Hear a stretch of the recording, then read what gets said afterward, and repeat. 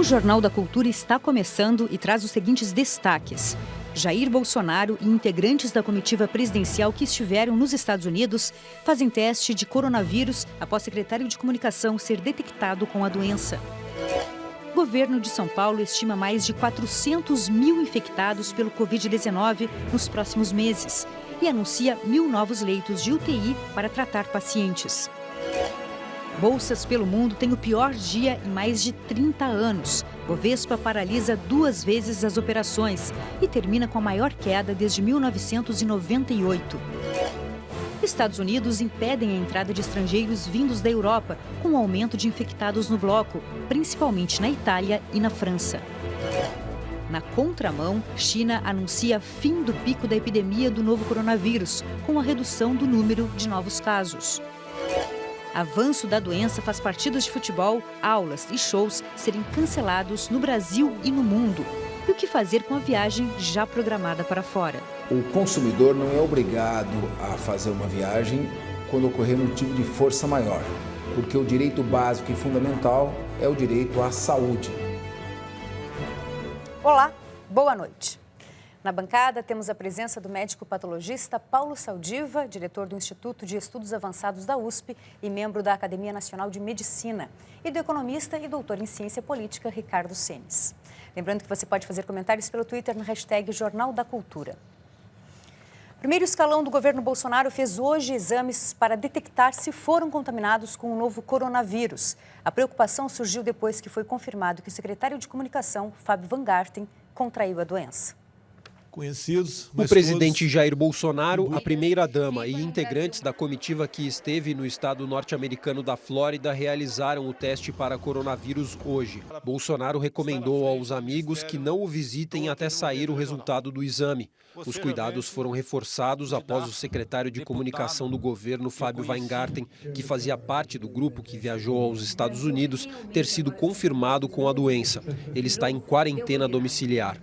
Esta semana, Bolsonaro chegou a minimizar o risco de pandemia. Temos um momento, uma crise, uma pequena crise, né? No meu entender, é muito mais fantasia a questão do coronavírus, que não é isso tudo que a grande mídia propaga pelo mundo todo. A proximidade com o Covid-19, no entanto, fez o Planalto alterar a agenda do presidente. A viagem que ele faria ao município de Mossoró, no Rio Grande do Norte, foi cancelada. O ministro do Desenvolvimento Regional, Rogério Marinho, que também iria ao Nordeste, justificou o cancelamento. Infelizmente, tivemos que adiar esse nosso encontro, em função de razões de segurança sanitária. Nos obriga a ter uma maior segurança com a figura do presidente da República e com as pessoas que estão no seu entorno. O balanço divulgado hoje pelo Ministério da Saúde mostra que o Brasil tem 77 casos confirmados em 9 estados e no Distrito Federal, 25 a mais do que ontem. 1.427 casos ainda são avaliados e 1.156 foram descartados. O secretário executivo do Ministério da Saúde, João Gabardo, afirmou que vai dobrar o número de vagas de UTI para o tratamento de pacientes com a doença. Nós já vamos publicar amanhã um novo edital, passando não para 1.000 leitos, mas passando para 2.000 leitos de UTI. A partir de segunda-feira, serão abertas mais de 5.000 novas vagas no programa Mais Médicos pelo Brasil para reforçar o atendimento. O presidente do Senado Federal, Davi Alcolumbre, do DEM do Amapá, reforçou que o Legislativo está pronto para liberar recursos para ações de combate à propagação do novo coronavírus. E o governo estuda publicar uma medida provisória no valor de 5 bilhões de reais para medidas emergenciais na área da saúde. Em uma cartilha divulgada hoje, o Ministério da Saúde prevê que haverá grande aumento de casos nas próximas 2 semanas. Ressalta que não é necessário entrar em pânico e pede para que as pessoas fiquem atentas para as fake news. Pede também para a população evitar beijos, abraços, apertos de mão e visitas a idosos. O texto destaca ainda a importância de lavar as mãos, de não tocar no rosto e de cobrir a boca quando tossir, além de evitar aglomerações. O Ministério também publicou um decreto que estabelece regras para o isolamento e quarentena de pacientes. Pelo texto, agentes de vigilância epidemiológica podem determinar o isolamento compulsório de pessoas que tiverem contato com pacientes infectados. No âmbito da emergência, nós estamos entendendo isolamento como uma medida objetiva que objetiva a separação de pessoas sintomáticas ou assintomáticas em investigação clínica e laboratorial, de maneira a evitar a propagação da infecção e da transmissão local. O isolamento vai ocorrer por 14 dias. Em pronunciamento oficial, o presidente Jair Bolsonaro anunciou há pouco que existe recomendação das autoridades sanitárias para que se evitem grandes concentrações populares. Por isso, as manifestações do próximo domingo deveriam ser, abre aspas, repensadas, fecha aspas. Uma forma de recomendação para que os protestos fossem cancelados. Professor Saldiva, boa noite, obrigada pela presença. Boa noite, prazer estar aqui. Boa noite, Senes. Boa noite a todos os telespectadores. Senes, boa noite, obrigada pela presença. Boa noite. Senes, o pronunciamento do presidente é uma demonstração de que o governo entendeu a extensão da ameaça do novo coronavírus no país? Olha, infelizmente não, né? Porque se tem, por um lado, uma presença muito boa de uma liderança na área de saúde pública, que é o Mandetta, que é o ministro da Saúde, e ele e sua equipe estão se mostrando, assim, primeiro, atuando no timing correto, né? No momento certo, a postura muito construtiva. Ele informa e, simultaneamente, dá orientações de o que eles vão fazer, né? De como é que vão proceder. Não são alarmistas, mas trabalham com os dados que estão recebendo. Se a gente tem, por um lado do governo, esse tipo de atuação, do presidente é o outro, né? Porque o pronunciamento que ele fez hoje em cadeia nacional, que teoricamente é um momento onde o presidente chama a atenção de toda a nação para um aviso, né? Um comunicado sobre um tema de interesse geral, ao invés de ele tratar do tema do que o governo está fazendo para combater o coronavírus, tanto do ponto de vista de saúde como do ponto de vista de economia, porque a economia está derretendo, ele vai lá e trata de um assunto paralelo de política, que é a manifestação do dia 15, que é um elemento tão secundário perto do problema do Brasil, que ele ocupa a cadeia nacional para falar de um movimento. É claro, não é a recomendação que ele deu de não terem manifestações ou aglomerar, não é para a manifestação do dia 15, é para qualquer elemento do país. Só que ele, como ele tem essa cabeça de caráter político eleitoral, ele chama a cadeia nacional para falar de um movimento. Então, assim, tudo que o Mandetta está fazendo correto, eu acho que o presidente, infelizmente, está fazendo de incorreto. Doutor Saldiva, hoje qual é o nível de preocupação das equipes de saúde com o avanço do novo coronavírus no país?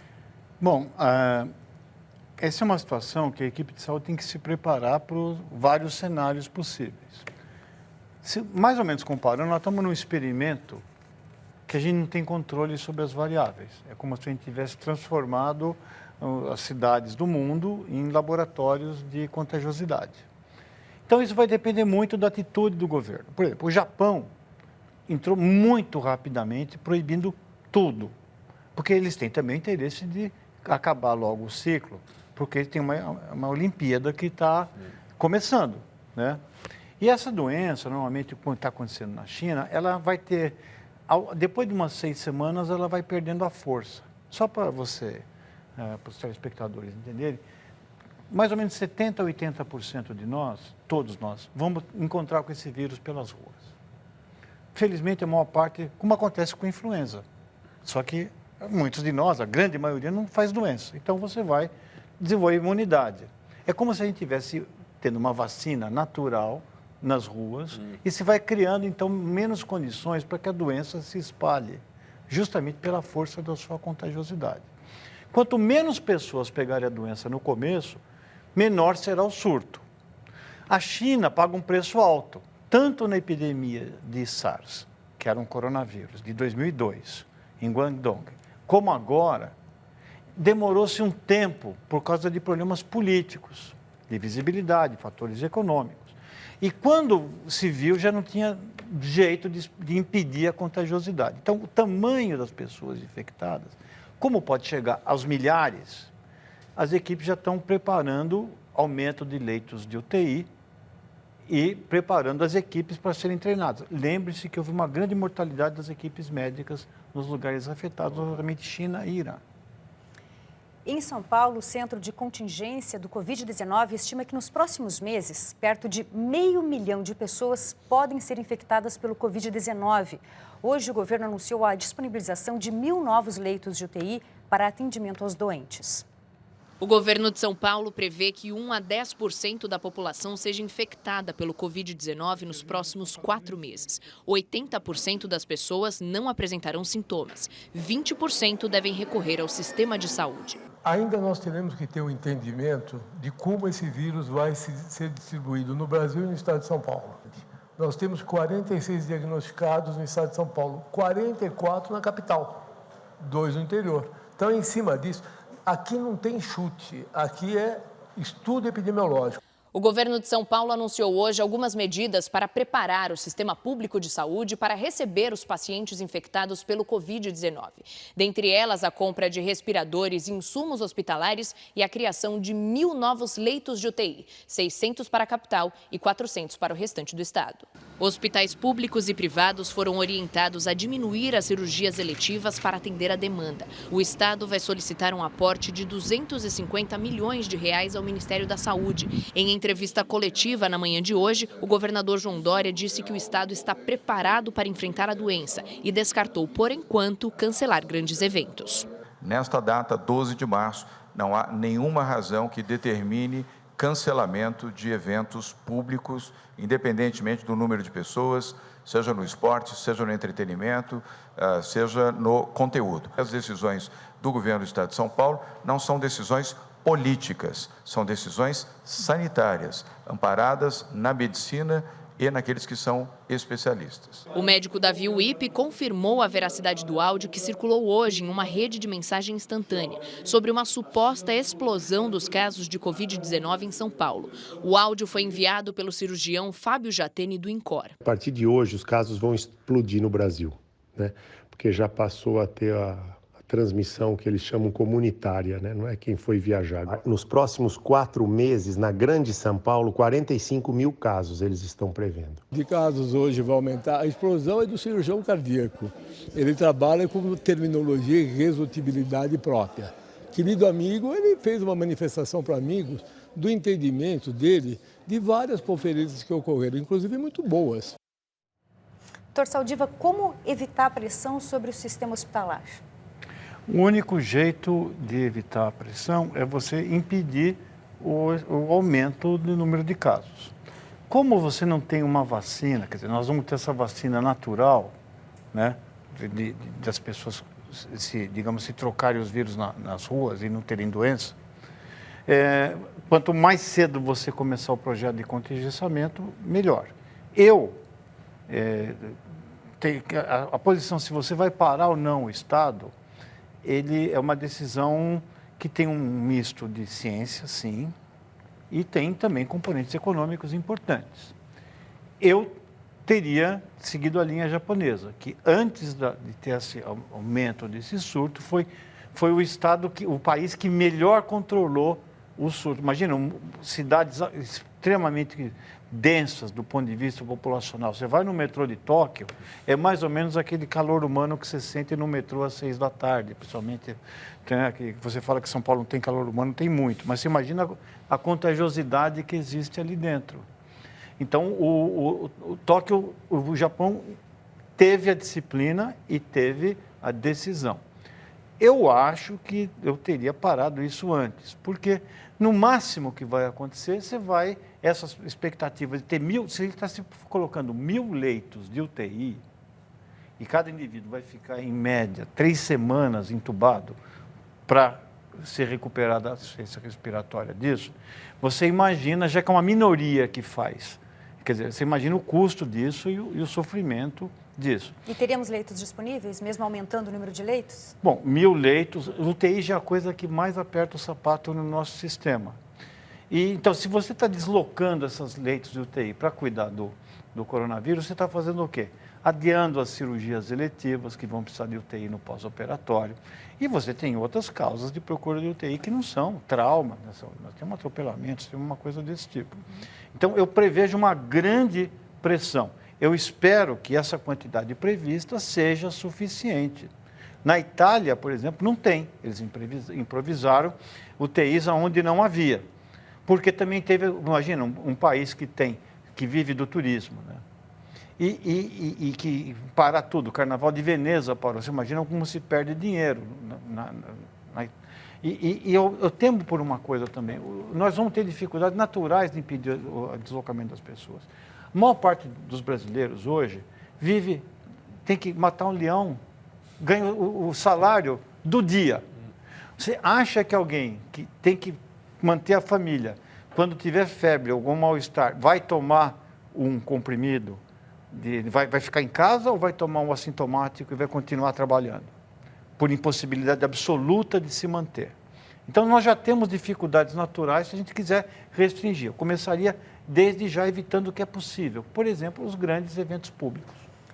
Doutor Saldiva, qual é o peso dos pacientes assintomáticos nesse iminente aumento dos casos da doença? Esse é o grande, digamos, a arte desse novo coronavírus, né? Porque, normalmente, no SARS, que foi o anterior, o primo, assim, aquele tipo de juventude transviada, né? É o mais agressivo, ele tinha sintomas muito rápidos. Entre a infecção, decorrendo-se poucos dias, você sabia, aquele caso isolava, tirava ele logo da circulação. Esse pode ficar até 15 dias, você ter uma infecção, e em geral, você entre ter o contato com o vírus, de ter aqueles sintomas de febre e tal, em torno de 5 a 7 dias. E aí ele vai contaminando, já é difícil por causa disso. É isso que dá essa incapacidade, né? Porque o indivíduo, ele pode pegar um avião, por exemplo, não ter febre um dia antes, você chegar lá e falar, está com febre? Não, estou bem. Desembarcar, você está bem? Estou bem. E aí ele vai e coloca. Só que essa fase do avião já acabou. Nós não temos mais aquele coronavírus italiano ou europeu. Não tem fronteira. Nós já estamos com ele produzindo transmissão comunitária. Nesse momento, o único jeito é você impedir que as pessoas circulem. Quanto mais cedo, melhor. Senis, o ano de 2020 já está marcado pelo efeito brutal do novo coronavírus na cadeia produtiva. E aqui no Brasil, o efeito está mais forte, mais impactante do que no restante do mundo, na economia? Então, qual a sua percepção? O coronavírus se somou no campo externo, né, com outros eventos negativos do ponto de vista econômico. Por exemplo, o choque no petróleo, né, derivado desse conflito da Arábia Saudita com a Rússia, derivou de um ataque recente, que foi antes de ontem ou ontem, numa base americana, né, talvez oportunista, né, aproveitaram que a economia já estava debilitada com esses dois movimentos, fizeram mais um terceiro e hoje foi autorizada uma resposta militar americana, que sempre leva uma atenção para o Oriente Médio. Então você tem vários elementos aí externos que se somaram nas últimas 2 semanas para essa tensão no campo econômico internacional que impacta todos os países. Porém, no caso do Brasil, esses impactos externos estão se somando a incertezas domésticas. Então, nós vimos já num processo de desconfiança ou de perda de confiança, tanto na parte política do governo, quanto na gestão econômica desse governo. Por exemplo, a incapacidade do Paulo Guedes, do ministro Paulo Guedes, dar uma boa explicação para a sociedade sobre qual foi a frustração do PIB, por que teve a frustração do PIB no ano passado, né, quando se divulgou o PIB de 2019, um crescimento de 0,1, bem abaixo do que se imaginava, o ministro, ao invés de sair e explicar o que ocorreu e dizer quais medidas ele está tomando, fizeram um pouco de chacota. O próprio presidente botou um palhaço para fazer uma entrevista. O mercado entendeu aquilo como, olha, ou eles não estão percebendo a gravidade ou não estão sabendo o rumo. Essa incerteza se traduziu agora, nesses dias, para a Bolsa de Valores despencou, o dólar disparou, mas mais importante, eu acho que é a questão de se somou um temor externo, variáveis externas negativas com variáveis internas negativas. E essa soma faz com que o impacto dessa crise econômica no Brasil está sendo maior do que vários outros países, inclusive da própria região América do Sul. A infecção pelo coronavírus dispara e provoca suspensão de aulas em universidades, altera a agenda política e de empresas e cancela eventos públicos pelo Brasil. O medo do novo coronavírus contaminou agendas públicas e privadas. O ministro das Relações Exteriores, Ernesto Araújo, cancelou o restante dos compromissos em Washington e retorna ao Brasil, onde fará teste para o Covid-19. A Câmara dos Deputados cancelou o seminário. Queria contar com a primeira-dama, Michele Bolsonaro, que está sendo monitorada por causa do novo coronavírus. Em Belo Horizonte, a prefeitura decidiu não realizar 2 eventos para entrega de casas populares a 1.000 famílias. A pandemia também reflete na rotina escolar.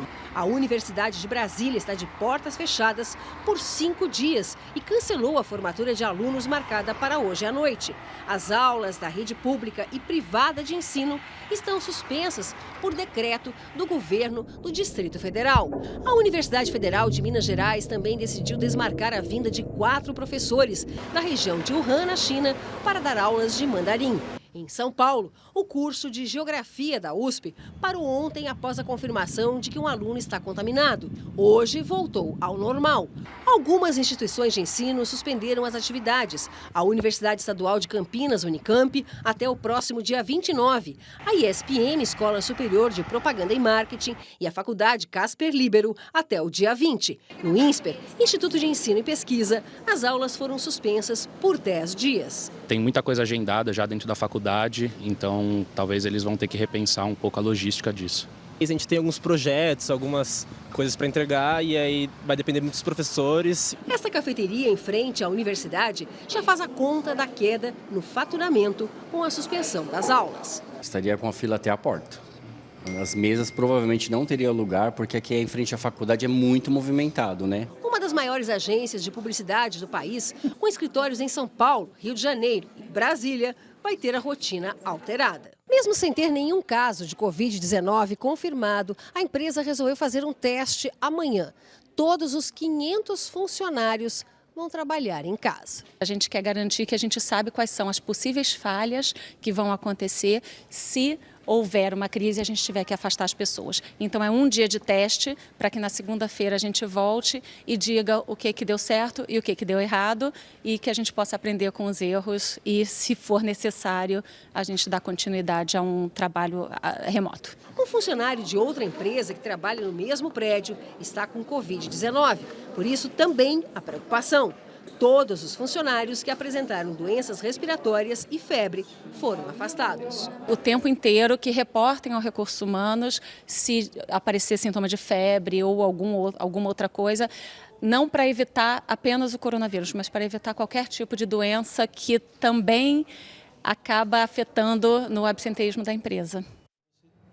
Doutor Saldiva, como o senhor avalia o fechamento de escolas e o cancelamento de eventos para fazer frente, para conter o surto? É eficaz esse tipo de medidas? Essas medidas são eficazes? É a única medida eficaz, quer dizer, eu acho que você não vai conseguir parar a cidade. Também não é o caso de parar a cidade. Mas se você tem mais de 60, ou então tem um diabetes grave, ou alguma doença que modifique a sua imunidade, se você puder evitar de estar em lugares movimentados, é melhor. Tem gente que não pode fazer isso. Outra coisa é lavar a mão, porque esse vírus também, além de ele ter uma disseminação respiratória, que é importante, as secreções corpóreas são muito importantes na disseminação dele. Isso foi mostrado pela mortalidade das enfermeiras e equipe de apoio nas UTIs chinesas. Então, às vezes o indivíduo se paramenta e na desparamentação, quando ele vai tirar a luva, ele acaba se contaminando e apesar ele adoece por causa disso. Então, o vírus, se você lavar a mão direito, se você eventualmente tiver que sair, esse é o caso da máscara, mas em quanto tempo? Nas próximas 2, 3, 4 semanas, quando a curva ascendente vai acontecer, depois você vai começar a ser protegido por um cinturão de pessoas imunizadas e o vírus vai se autolimitar. Então, o tamanho o que a gente tem que fazer?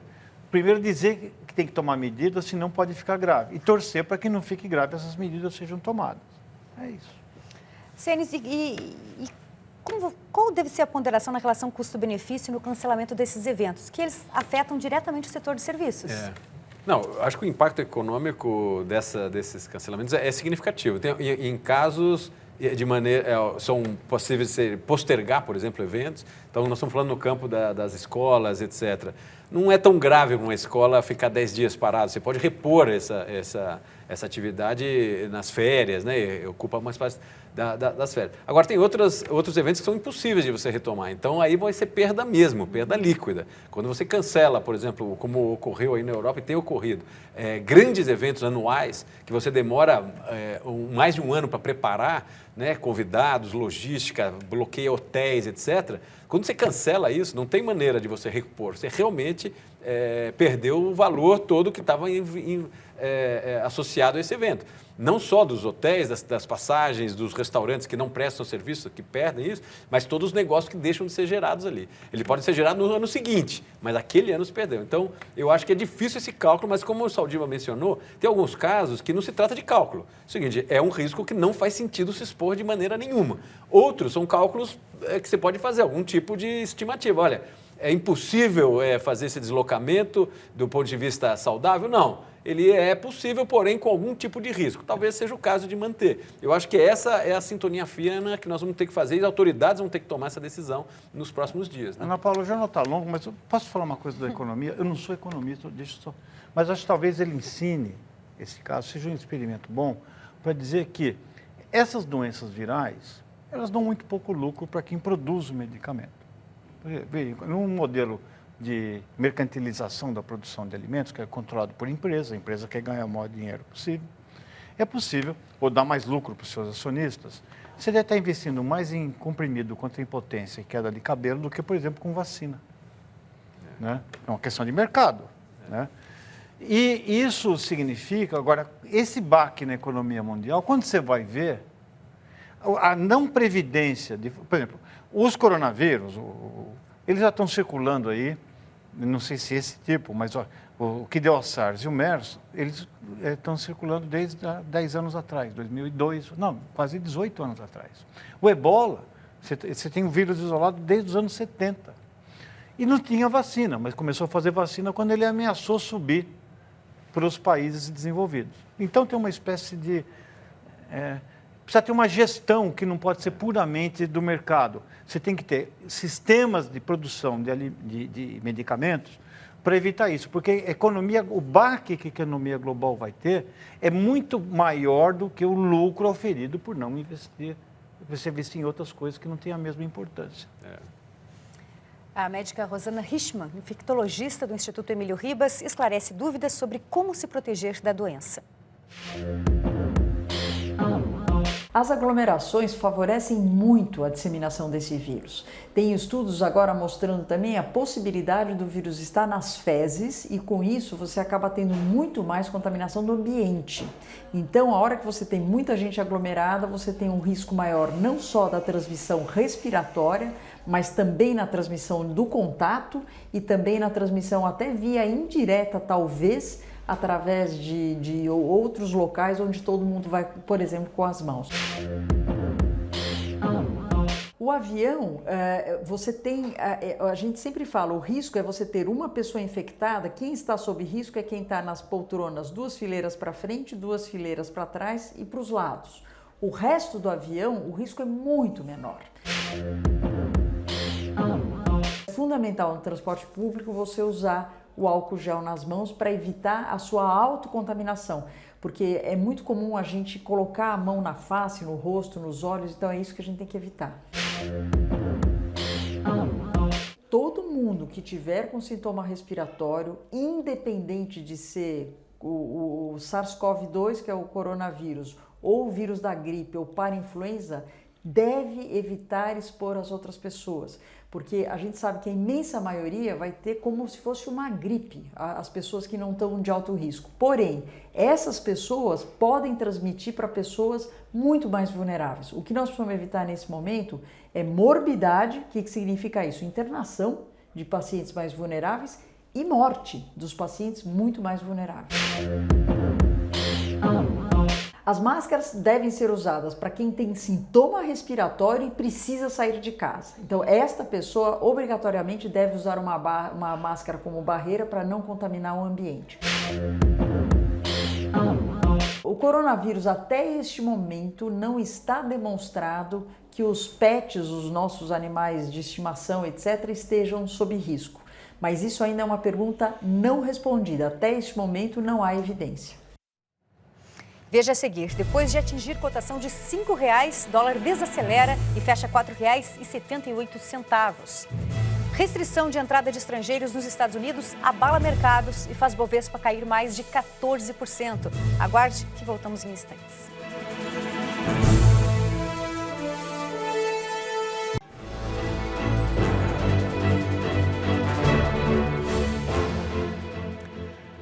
presidente Donald Trump suspendeu todas as viagens de estrangeiros que estiveram na Europa para os Estados Unidos. Sobre a confirmação do teste de coronavírus do secretário de comunicação Fábio Van Garten, Trump disse que não está preocupado com o caso. Em comunicado oficial, a Casa Branca diz que está ciente de que um integrante da comitiva brasileira deu positivo para o coronavírus, mas que Trump não precisa fazer testes, pois ele e o vice Mike Pence quase não tiveram interações com o secretário. Porém, este vídeo mostra Fábio Van Garten muito próximo de Trump, Pence e do presidente brasileiro Jair Bolsonaro, durante um jantar na Flórida.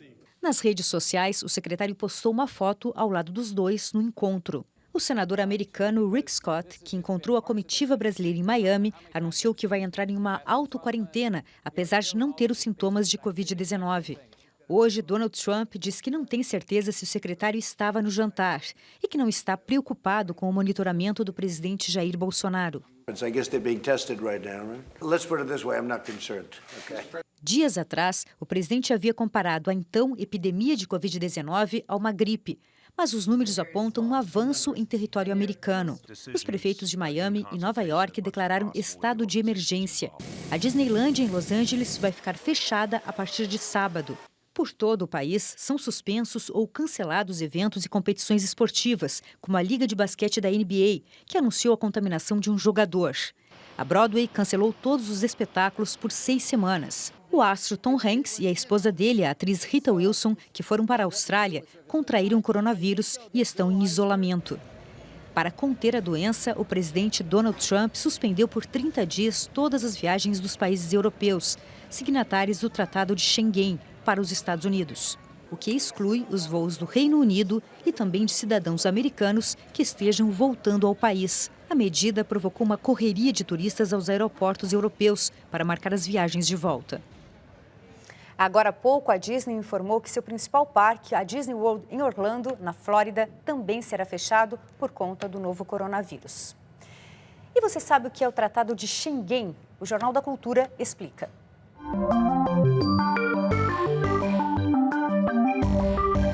O Tratado de Schengen é um acordo assinado em 1985 entre alguns países da Europa com o objetivo de criar uma política de imigração e de defesa das fronteiras para viabilizar o tráfico de pessoas naquele espaço geográfico. A cidade de Schengen, em Luxemburgo, foi o local onde foi assinado esse acordo e não se deve misturar ou confundir o acordo de Schengen com a União Europeia. São hoje 22 países que fazem parte do acordo de Schengen, incluem países, por exemplo, da Escandinávia, do EFTA, né, a Noruega, a Islândia, por exemplo, e não inclui, por exemplo, o Reino Unido. Então é um acordo que trata de facilitar e de homogeneizar as regras de trânsito de pessoas nesse espaço geográfico que é imparcialmente países da União Europeia e países que não estão na União Europeia, como a Suíça, como a Noruega e como outros. Muito bem, acordo de Schengen. Dr. Saldiva, o presidente Trump, a gente viu na reportagem, ele comparou o Covid-19 a uma gripe. É uma comparação válida ou não? É uma gripe, é uma causada por um vírus respiratório. Tecnicamente, então, está dentro da definição de gripe.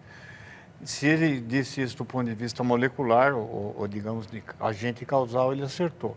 Mas do ponto de vista de letalidade, ou seja, a taxa de mortalidade, ele é mais do que uma gripe.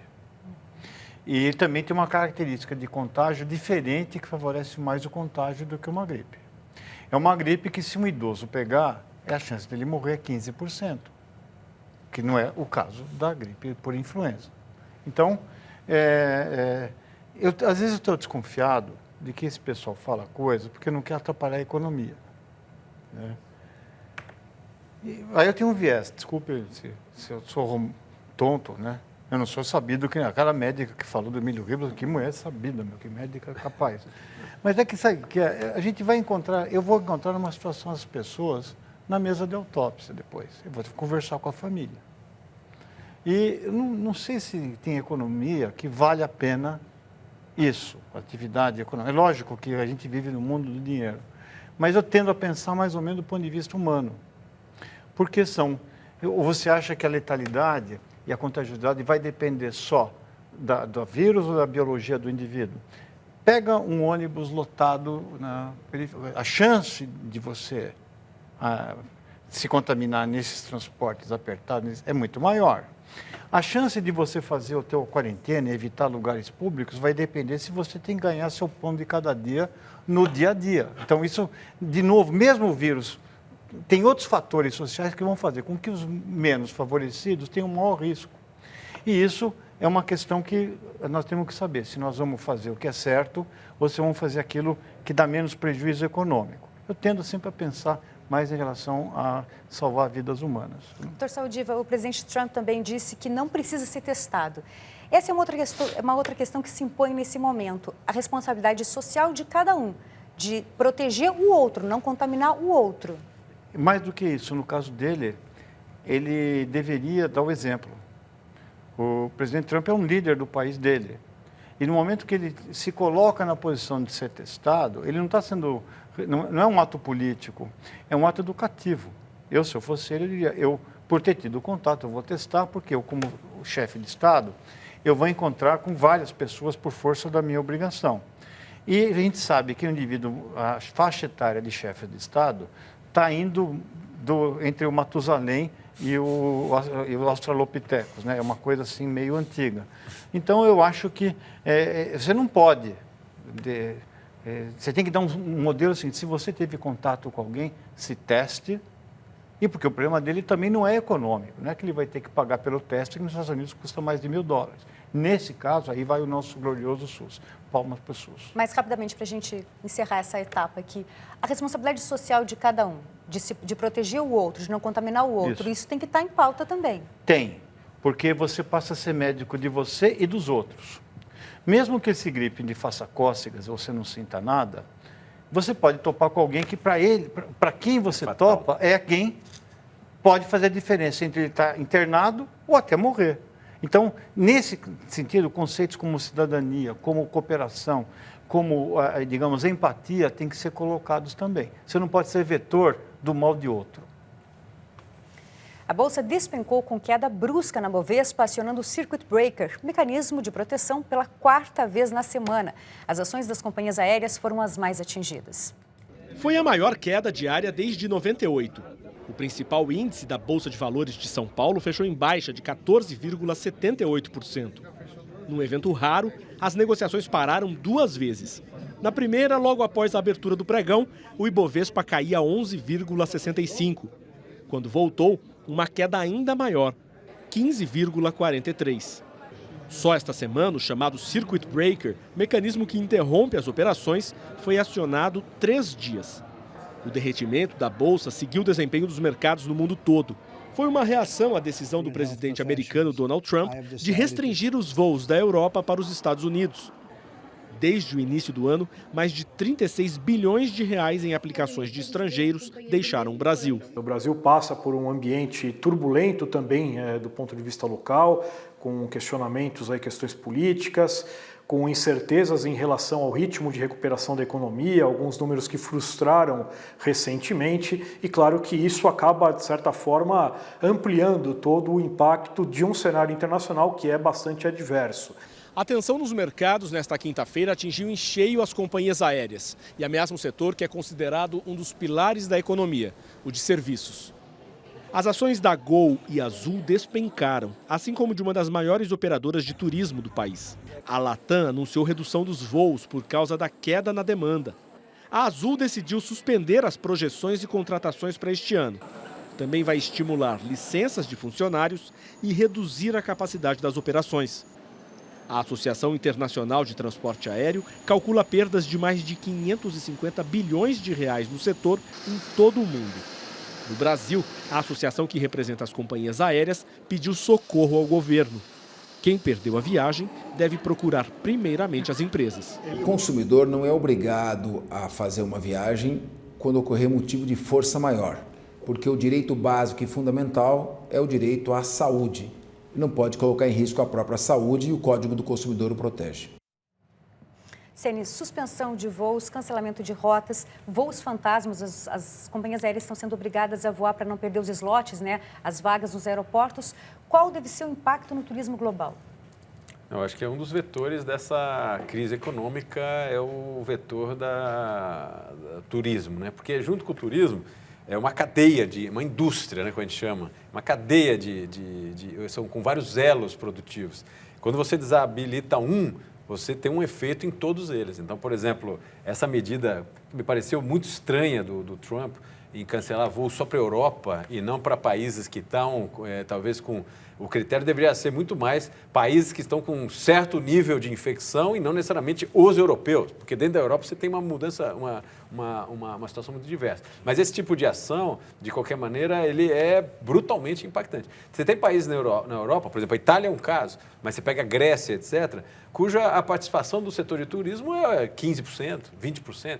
Então, se você atinge esse segmento, você joga o país numa situação gravíssima, né?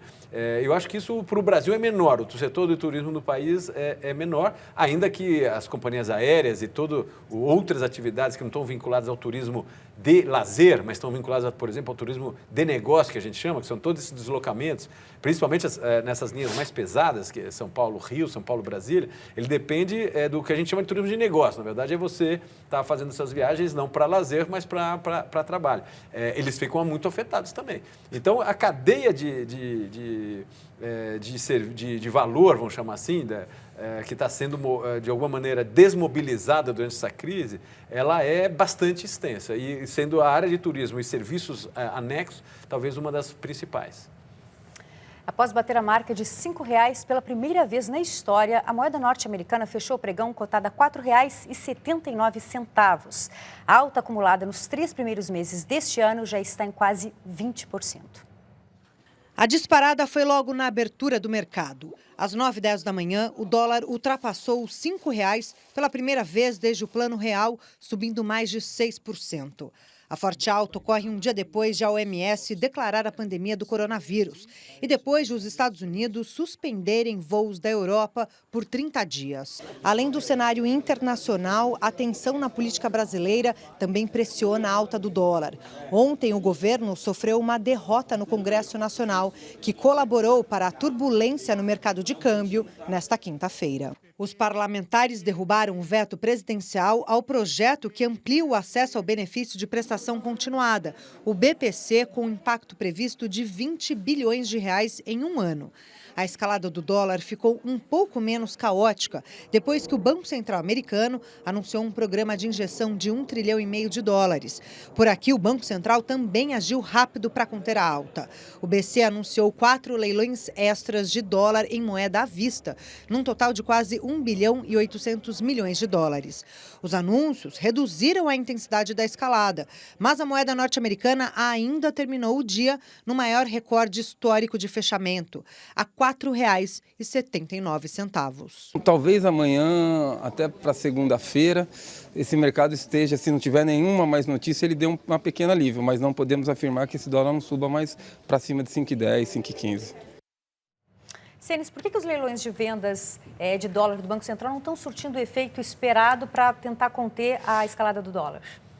Então, a questão do dólar, a questão da bolsa, tem tudo a ver com expectativas, fundamentalmente, né? Porque o que está ocorrendo? Eu acho que esse que está sendo o meu argumento aí desde o começo do jornal. Você está tendo uma dupla ação contra a economia brasileira, né? Uma ação externa, que estão todas essas movimentações em torno do coronavírus, reajuste da questão do setor do petróleo, etc., somado às variáveis domésticas, né? Que é principalmente, como o economista da Tendências mencionou, você tem uma incerteza enorme sobre a gestão econômica no país e da coordenação política do país. Então, isso gera, talvez mais do que uma crise, essa volatilidade enorme. Se você caracterizar se você olhar recentemente, além da desvalorização do real, o que está ocorrendo é que o valor varia demais, ninguém está sabendo se posicionar. Então, o que acontece? Quando você está nervoso, não está sabendo o que está ocorrendo lá de lá, você avança, recua, avança, recua, avança, recua. Então, assim, o que nós estamos vendo é um reposicionamento, no meu modo de ver, das expectativas econômicas com relação ao Brasil. Então, se estão somando essas duas coisas. Quando você faz um deslocamento de expectativa, né? Você está falando de um deslocamento de patamar da expectativa econômica. Não adianta você fazer intervenção do Banco Central. O Banco Central ele funciona, quando ele faz intervenção no mercado, para reduzir essa volatilidade, em geral, na margem. Você está falando de 1,8 bilhão aí por... o mercado oscila muito mais. Você consegue dividir. Não é mudança de patamar que o Banco Central deve atuar. O Banco Central atua para reduzir a volatilidade. Mas quando um processo é mudança de patamar, tem muito pouco que o Banco Central pode fazer. E há exatamente uma semana, o ministro da Economia, Paulo Guedes, afirmou que a moeda americana alcançaria a cotação de R$ 5,00, como ocorreu hoje, se muita besteira fosse feita. Hoje, ele adotou um novo tom. A reação nas redes sociais, com o dólar atingindo o patamar de R$ 5,00, foi praticamente instantânea. Com memes e piadas, os internautas resgataram a fala do ministro da Economia. Durante esta tarde, Paulo Guedes preferiu mudar o tom do discurso. Nós vamos tomar um impacto agora. Então, em vez de nos perdermos em disputa política, esse é em um bom sentido em que eu usei isso, besteira. Se fizermos besteira. Não era só eu, o governo, não. Somos todos nós. Congresso, não é? Senado, Câmara, Presidência da República, ministros, opinião pública informada pela mídia. Todos nós somos responsáveis. Há uma semana, o dólar, que estava na casa dos R$ 4,60, vinha batendo sucessivos recordes. Na ocasião, o ministro justificou o sobe e desce. Lembra o câmbio flutuante que flutuava entre 1,80, 2,20, 1,80, 2,20, 2,30, 1,80? A flutuação dele agora é num nível mais alto. Pode chegar assim. É um câmbio que flutua. Se você fizer muita besteira, ele pode ir para esse nível. Se você fizer muita coisa certa, ele pode descer. Eu não acredito em fuga de capital, não. Não acho que está havendo fuga de capital, não. Não está? Entre os emergentes do Brasil, é que tem sido mais afetado pela fuga de capitais? Eu acho que está, sim. Em dois campos simultâneos aí. Um que é mais de caráter estrutural, né? Quando o Brasil reduziu de maneira correta esse taxa de juros maluca que o Brasil vinha tendo, que era um dos maiores taxas de câmbios do mundo durante muito tempo, o que o mercado internacional fazia? Você vê quanto que é a taxa de juros, estou me referindo. Você vê o tamanho da taxa de juros e você vê o risco país. Se a diferença for interessante, você põe dinheiro lá. Se a diferença não for interessante, você não põe o dinheiro lá. O que aconteceu? A nossa taxa de juros reduziu muito. E o nosso risco país, não tanto. Essa diferença ficou muito pequena. Quando você olha lá fora, a diferença que está lá fora, no mercado mais seguro, ou seja, uma taxa de risco menor, e com juros próximo, o cara compara e fala, eu vou para o mercado mais seguro. Para ganhar a mesma coisa, eu vou para o mercado mais seguro. Então está tendo um deslocamento de recurso do Brasil, que estava há muito tempo aqui no mercado de títulos de renda fixa, ele está saindo de maneira para dólar e euro. Para dólar, euro e mercados mais seguros. O que acontece? Ele pressiona o câmbio, sem dúvida nenhuma. Agora, também tem uma fuga de capital em outros campos, por exemplo, na Bolsa de Valores. Né? Quando você muda a expectativa com relação ao crescimento da economia, que é o que a gente está vendo, quando você perde a esperança de que a economia vai recuperar rapidamente, o que acontece? O valor das ações cai, porque as empresas vão valer menos, elas vão vender menos, vão ter menos lucro.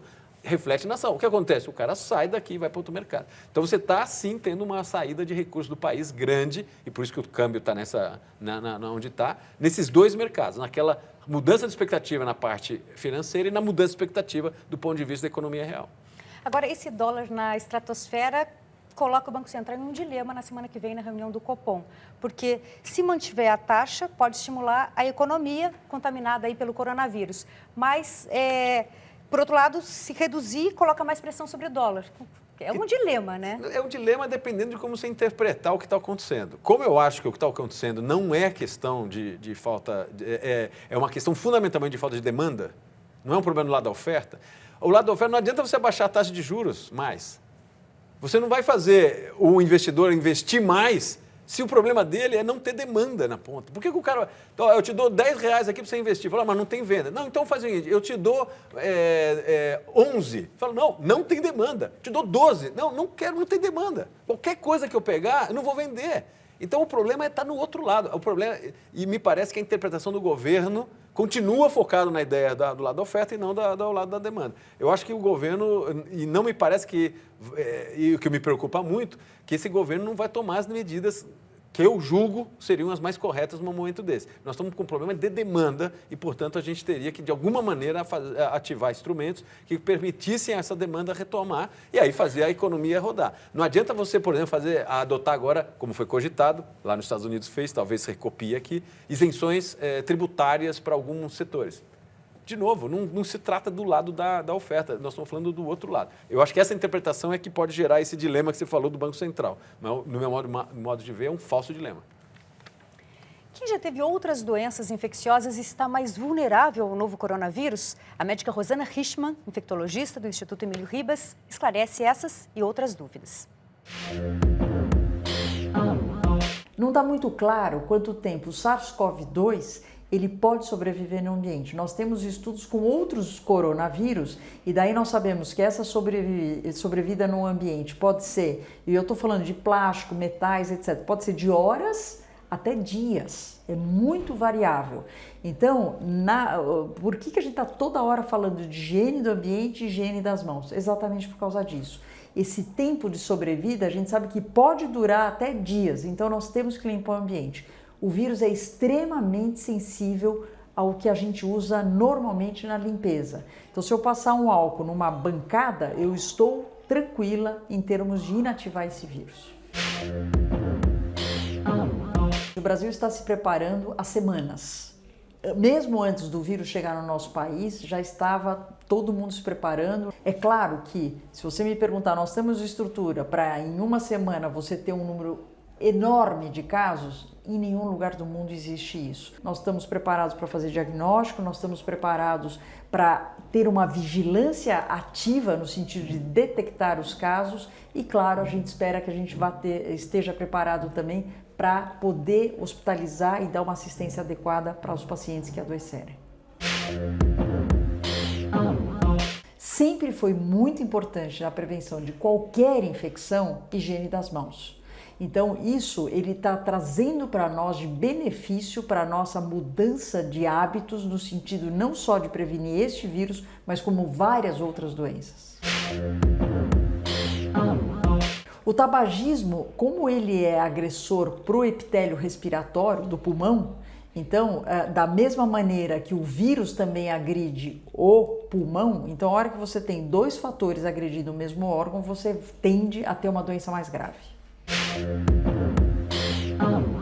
Quem tem uma infecção prévia faz com que o seu sistema imune se desloque para combater uma infecção e você fica mais suscetível a ter uma outra infecção. Então não é incomum você ver alguém que tem uma infecção viral evoluir com uma complicação bacteriana. Ou no caso, se você já tem uma infecção viral respiratória e em cima disso você tem outra infecção, é claro que a tendência é você ter um quadro mais grave. E veja em instantes, novos casos do novo coronavírus caem na cidade chinesa epicentro da doença. E ainda na contramão, Itália registra mais de 15 mil infecções. A gente volta já.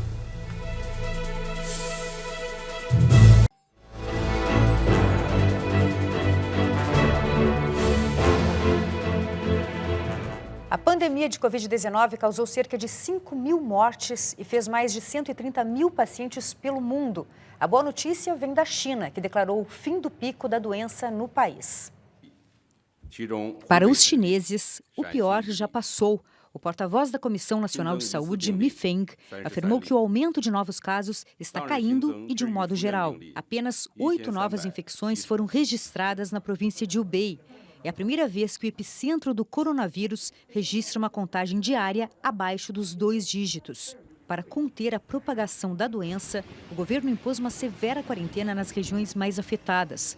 Suspendeu aulas e o expediente em empresas, além de restrições a viagens. Agora está aos poucos afrouxando as regras. As medidas radicais estão sendo adotadas por outros países, principalmente da Europa, onde a situação se intensificou nos últimos dias. A França ordenou o fechamento de escolas e universidades. O presidente Emmanuel Macron pediu que idosos e doentes crônicos fiquem em casa e que as empresas facilitem o trabalho à distância. Por causa da pandemia, a Fórmula 1 cancelou o Grande Prêmio da Austrália. Na Grécia, a tocha olímpica foi acesa em uma cerimônia sem público por causa do coronavírus. O Comitê Internacional mantém, por enquanto, as datas para os Jogos de Tóquio. Na Itália, o Covid-19 causou mais de 1.000 mortes, com 15 mil casos confirmados. Esta brasileira foi para Milão e conta como está sendo o dia a dia sob quarentena total. Podemos sair de casa, a não ser que você tenha uma motivação. Então, eles te dão uma carta, você preenche por motivo, qual motivo você está saindo de casa. No mercado não tem mais nada. O que você vai encontrar é comida enlatada e comidas mais industrializadas, assim. Tem uma fila gigantesca para entrar no mercado, porque você tem que manter 1 metro de distância. Tentei voltar para o Brasil, mas os aeroportos estão fechados. Aqui você escuta basicamente o dia inteiro barulho de ambulância, helicóptero. E a cidade está deserta, vazia. E o que nos resta é matar o tempo em casa. Tentar ocupar a cabeça como dá, assim, e torcer para melhorar. Que situação, hein? Doutor Saldivo, o que está acontecendo na Itália, com hospitais lotados, sem condição de atender pacientes de Covid-19 e de outras doenças também? Pode se repetir em outros países, em outros lugares do mundo? Aconteceu já antes no Irã, pior. Depois foi a Itália, agora está aumentando na Espanha. E na França também? E na França também. Mas, veja, eles pararam a cidade. Então, assim, na fase inicial, quando o vírus entra, o melhor jeito de conter é você impedir a disseminação para muitas pessoas. Depois, como eu disse, como você vai tendo mais pessoas que têm contato com o vírus, elas se imunizam, porque tem o vírus, tem a doença, não tem a infecção, mas não fazem doença. Então, você vai diminuindo a chance. O vírus pode dar um pulo errado, ele cai em alguém que já está imunizado, ele é tratado de uma forma bastante agressiva. Então, o que está acontecendo é isso. Tem uma coisa, a China tem um Estado que de democrático não tem nada, né? Então, eles conseguem isolar as pessoas e obrigar a fazer, coisa que em alguns países é intolerável. E a Itália paga o preço de duas coisas, porque ela vive ao ar livre, vive de turismo e tem uma população de idosos, a maior proporção de idosos na Europa, uma das maiores está na Itália. Então, a Itália está pagando um preço alto e não tem leito, e não tem nem gente para buscar o cadáver em casa, porque ele pode ser infectante na secreção, você vê os médicos ali. Por isso que eu tenderia a favorecer, que no nosso caso, que também tem dificuldade de fazer quarentena, porque as pessoas não podem, elas precisam sobreviver, precisam trabalhar, que a gente restringisse os eventos públicos o mais cedo possível. E eu nunca gostaria de estar tão errado, que os 1.000 leitos de UTI fossem uma perda de dinheiro, porque se não for, nós vamos estar certos, mas com perda de vidas. Então, eu acho que a gente vai saber essa resposta, e infelizmente a gente aqui está fazendo projeções baseadas em cálculos matemáticos. Mas nós vamos ter essa resposta real, o gabarito dessa prova trágica, desse vestibular, digamos, impiedoso, vai acontecer daqui a 2 semanas. Então, nós vamos saber o tamanho da doença que nós vamos ter. Quarentena e isolamento, doutores, podem conter esse gráfico, achatar essa curva do avanço da doença? Foi o que fez o Japão, né? O Japão, quando você compara, o Japão, bom, é Japão, né? Daquele jeito, eles resolveram, vamos pagar o preço de evitar esse tipo de disseminação. Então, eles pararam muito antes de ter uma explosão de casos. A Itália monta o sistema e a própria China teve que fazer um hospital em 5 dias. Todo mundo se maravilhando com isso. De fato, foi uma vantagem tecnológica, um milagre tecnológico, mas do ponto de vista humano, significa que eles tiveram que fazer leitos de UTI a mais pela imprevidência no início, por você misturar fatores econômicos e políticos na gestão de um problema epidêmico. E, infelizmente, o vírus não lê o Wall Street Journal e ele também não tem preferência de partidos. Ele infecta qualquer pessoa, mas, nesse caso, predominantemente os idosos. Sobre os efeitos políticos e agora também diplomáticos, Senes, a França criticou hoje duramente a decisão dos Estados Unidos de proibir as viagens vindas da Europa e também a Itália por ter tomado medidas que não contiveram a disseminação da doença, ou seja, está batendo em todo mundo. Esse pode ser um outro efeito do coronavírus, esse estranhamento diplomático aí dos países, cobrando responsabilidades? Eu acho que o que está ocorrendo aqui, nesse momento, ele vale para outros campos da interdependência humana, né? Essa globalização levou com que vários dos temas, e não só o econômico, em geral a gente fala da globalização pelo ponto econômico, né? Os vantagens do livre comércio, a especialização das indústrias em cada país, de acordo com as suas vantagens e tal, mas a gente vê que não vê o outro lado da moeda, que é a interdependência no campo da saúde, no campo cultural, nessas questões que dizem respeito à mesma interação humana, que tem o seu lado muito positivo, né? Contato de culturas, etc., mas ele tem riscos envolvidos. E se esses riscos não estão sob uma coordenação entre os países, ele pode gerar essa descoordenação que a gente está vendo hoje, né? Nós estamos falando acho que o Saldiva pode falar melhor, a gente tem a Organização Mundial da Saúde, só que ela é muito pouco, entre aspas, empoderada para liderar uma ação entre os países que sejam voltadas a minimizar o impacto de uma situação dessa. Ela é um ator institucional, internacional, multilateral, porém com muito pouco poder para fazer com que todos se coordenem na mesma linha, né? Ela não tem poder impositivo. Mas, por exemplo, ela também dialoga com o governo central. Ela não dialoga com províncias nem com cidades. A Organização Mundial da Saúde conversa com o poder central.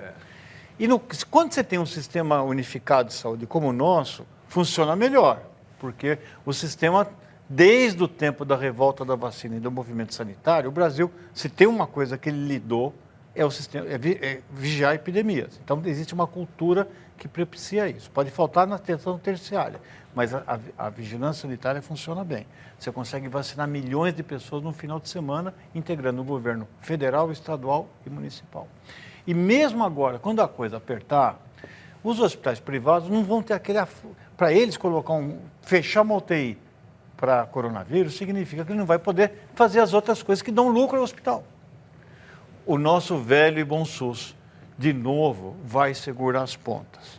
Então, todo mundo que fala mal do SUS, nesse momento, devia estar pensando, olha, ainda bem que nós temos um sistema que, pelo menos nesse caso das epidemias, permite uma ação integrada e coordenada simultânea no território brasileiro. E o nosso ministro é bom.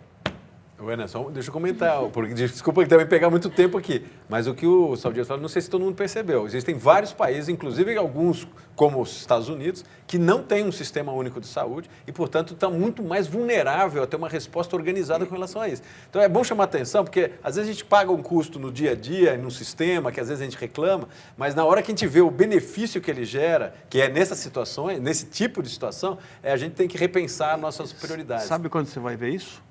Quando o Canadá, que tem um sistema de saúde pública, que está do lado dos Estados Unidos, você vai ver a taxa de mortalidade e comparado. Então, nós vamos depois saber a importância de um sistema público, de um sistema privatizado individual. Senhores, estamos encerrando essa edição com boas notícias, mas tem mais ainda. A vacina para o Covid-19 deve demorar pelo menos 1 ano para ser lançada. Também não há um medicamento específico para o tratamento dos doentes. Por isso, é importante reforçar os cuidados com a prevenção. A vacina, com otimismo, a gente fala em 1 ano para ter uma vacina. Ou seja, nada a curto prazo. Existem vários estudos sendo feitos para desenvolver novos medicamentos ou mesmo medicamentos que a gente já conhece para ver se tem ação sobre o coronavírus e neste momento nada que faça muita diferença. O importante é você higienizar as suas mãos. O álcool gel ele é muito mais prático, porque ele é mais fácil, você não precisa de água, não precisa de sabão líquido, porque é muito melhor o sabão líquido do que o sabão em pedaço, e você não precisa de papel toalha. Ambos são extremamente eficazes. Só se você tiver com sujidade visível na sua mão, você tem que lavar as mãos. Caso contrário, álcool gel. O Covid-19 está mostrando que a idade é um fator muito importante de risco. E os mais velhos, como eles em geral, eles têm alguma outra doença associada, não só à idade, então a imunidade está mais baixa com a idade e a maioria deles ou tem um problema respiratório, ou cardíaco, ou diabetes, então acaba pegando essa população de risco. No início, o número de homens era bem maior do que o de mulheres, porque se a gente for lembrar, começou lá naquele mercado de peixe lá em Wuhan. E proporcionalmente tinham muito mais homens expostos do que mulheres. Eu não acredito que o sexo vai fazer diferença, e sim a exposição do sexo masculino é maior do que do sexo feminino. As crianças é um caso muito interessante. A gente não está vendo as crianças adoecerem tão grave, nós não estamos vendo crianças morrerem do Covid-19, felizmente, mas provavelmente o papel das crianças nós não sabemos ainda nessa epidemia. Talvez as crianças possam ser carreadoras, elas podem estar infectadas com esse vírus e disseminando no ambiente, mas isso ainda não está muito claro. E não perca, logo depois do Jornal da Cultura, o programa Matéria de Capa, que hoje debate o avanço a passos largos da tecnologia. E a seguir, o governo deve acionar a justiça para reverter a ampliação do acesso ao BPC. Aguarde que voltamos já.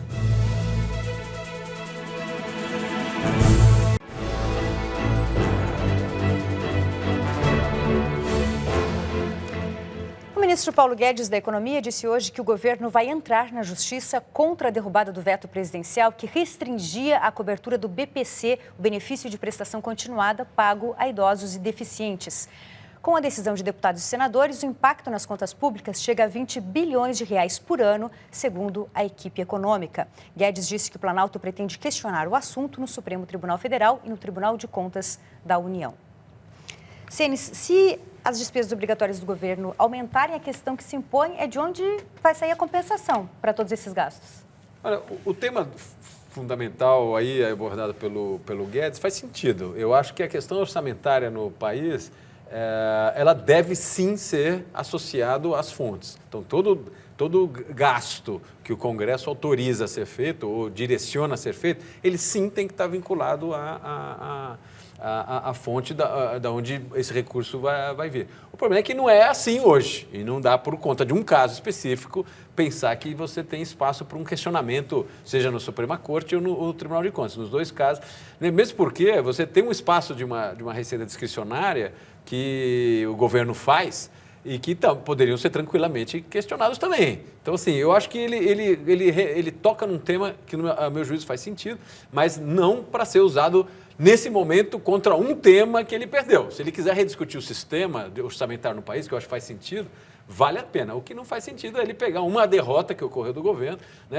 Só para dar um exemplo, nós estamos falando, para o telespectador entender o que a gente está falando. Nós estamos falando de uma bolsa que o governo dá para idosos que não estão cobertos no sistema de previdência ou para deficientes e que, obviamente, necessitam desse recurso. Nós estamos falando de um recurso pequeníssimo, muito pequeno, para um grupo de pessoas que, sem isso, não teria outra fonte de renda. Nós estamos falando o seguinte, você quer tirar do cara, né, um recurso, nós estamos falando R$500 por ano, nós estamos metade do salário mínimo. Então, não é que nós estamos falando de um aumento do servidor público, do judiciário, de R$27 mil para 35. Nós estamos falando de pessoas que sem os R$500 por mês, vão passar necessidades no limite, tá certo? E, ao mesmo tempo, o governo, por exemplo, no ano passado, investiu, acho que a questão é mais geral, mas para só dar um exemplo, nós investimos no KC-390, né, um programa militar, no Greenspan, outro programa militar, no submarino nuclear, nos submarinos convencionais, quase 8 bi no ano passado. E nós estamos reclamando de 20 para salvar 1 milhão de pessoas. Então, assim, o ministro tem um ponto, mas é necessário pensar o todo para não cair em casos específicos. A gente está encerrando essa edição e, como a gente começou falando de coronavírus, vamos terminar falando de coronavírus. Doutor Saldiva, se alguém, se eu, Senes, você tiver, o telespectador tiver os sintomas do coronavírus, essa pessoa se trata como? Não existe um medicamento específico para tratar o coronavírus, mas os sintomas, a gente pode medicar? Da mesma forma que você trata a gripe que você teve. Para uma grande maioria das pessoas, você vai ficar com uma dor no corpo, aquela vontade o joelho fala, não ande, você fica sonolento, durma, né? Só que a gente ignora no dia a dia essas instruções porque a gente precisa trabalhar, a gente não tem tempo de adoecer. É só que você vai ter que, dessa vez, não ir contra a natureza, descansar. Agora, se começar a piorar no segundo dia, você não está vendo que não tem melhora, aí seria o caso de você ir procurar uma assistência especializada. Porque, como tem tanta gente indo para o hospital, se você não tem o coronavírus, é capaz de, sei lá, não tendo e ganhar de presente na hora que você está naquela aglomeração. Então, é mais ou menos assim. Quer dizer, você vai ter, no máximo vai ser uma gripe, felizmente para todas as pessoas, e eu quero estar muito errado, e quer dizer, eu não, né? Que a previsão que foi feita de colocar 1.000 leitos de UTI pelo governo não se materialize, seja mais uma desses desperdícios, né? Que não se materializaram e a gente, pelo menos, errou para mais. A gente se preparou para o pior cenário, que eu acho que é possível e até provável que ele não aconteça. Muito bem. 10 horas e 31 minutos. Agradecemos a presença do médico patologista Paulo Saldiva e do economista e doutor em ciência política Ricardo Semes. Muito obrigada pela companhia nesta quinta-feira. Boa noite, senhores. Obrigado, prazer sempre estar com vocês. Um abraço a todos. E não se esqueça de acessar o nosso canal no YouTube, o endereço é youtube.com/jornalismo TV Cultura e também a nossa conta no Instagram, @jornalismo TV Cultura. Fique agora com o programa Matéria de Capa, que hoje debate o avanço a passos largos da tecnologia. E nós terminamos esta edição com imagens de 6 pinturas do mestre veneziano Tiziano Vecellio. As obras encomendadas pelo rei Felipe II da Espanha foram reunidas pela primeira vez em 4 séculos em uma exposição na Galeria Nacional de Londres. Por enquanto, a Inglaterra ainda não adotou medidas de restrição com o avanço do coronavírus, como o fechamento de museus. Muito obrigada pela companhia e uma ótima noite.